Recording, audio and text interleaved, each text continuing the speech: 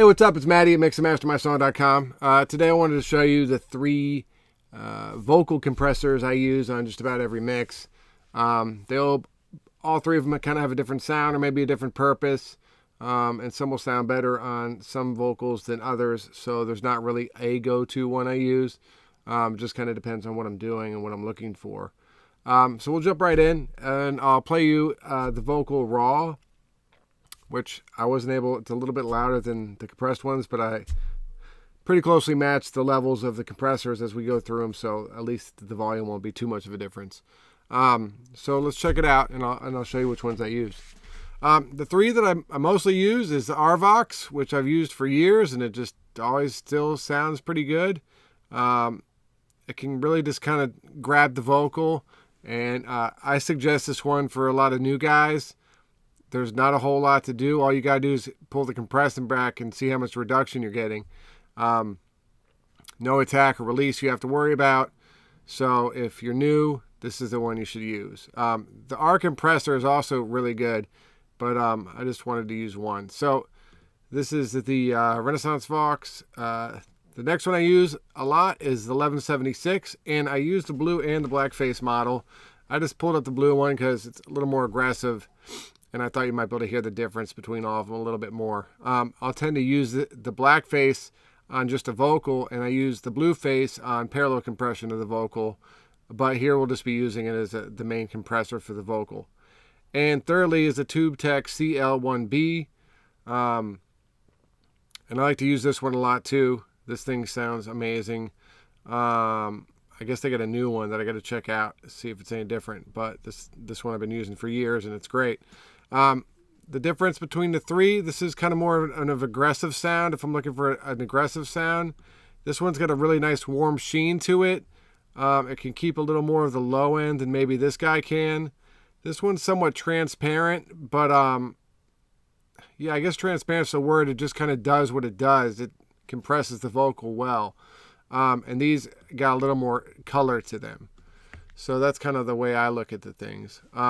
But yeah, so I'm going to play the vocal, and we'll just scroll through them so you can hear. So we'll start off with the RVox. Well, I'll play the dry one. It's going to be a little louder. I didn't realize until after I matched all these that it was doing that. So check it out. Lonely every time I leave. Isn't a broken heart if it doesn't bleed. I know you're lonely every time I leave. Isn't a broken heart if it doesn't bleed. Without just a little verb and a touch of EQ and auto-tune. So what you'll see is, if you look here, if you're not familiar with Studio One, when I click here, the blue light means it's on. When it's off, and then I'll go through this one and then go to this one. So just so you guys know, if you're a Pro Tools guy or something like that. Lonely every time I leave. Isn't a broken heart if it doesn't bleed. I know you're lonely every time I leave. Isn't a broken heart if it doesn't bleed. I know you're lonely every time I leave. Isn't a broken heart if it doesn't bleed. I know you're lonely every time I leave. Isn't a broken heart if it doesn't bleed. I know you're lonely every time I leave. Isn't a broken heart if it doesn't bleed. I know you're lonely every time I leave. Isn't a broken heart if it doesn't bleed. I know you're lonely every time I leave. Isn't a broken heart if it doesn't bleed. I know you're lonely every time I leave. Isn't a broken heart if it doesn't bleed. I know you're lonely every time I leave. Isn't a broken heart if it doesn't bleed. I know you're lonely every time I leave.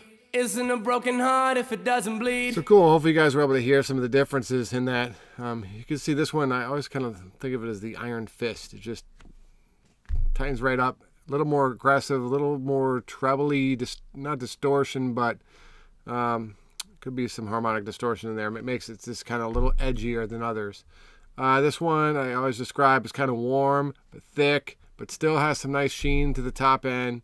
And then, like I said, this one's more transparent. So these are the three I tend to use. These are actually the settings I tend to use too, if you want to write those down. And pretty much I can do everything with just these three compressors. I do tend to try other ones just because I am a plug-in junkie, but these things will do the trick. And not to say too, the CLA 1176 is awesome too. I just have the UAD version, but they both sound pretty good to me. And the Tube Tech, I guess you could only get from Soft Tube. This is the UAD Tube Tech, but it's the same one from Soft Tube. So if you don't have the UAD stuff, you can get it from them. And like I said, I think they got a new one, which I want to check out. And this thing's been around as long as I've been engineering. So that thing's old as dust, but still used on a lot more records than you think on the radio. So anyway, that's all I got for today. Let me know what you think. Let me know what you guys are using for your vocal compressors in the comments below. Please like and subscribe if you can. And if you need your songs mixed or mastered, hit us up at mixandmastermysong.com. Thanks.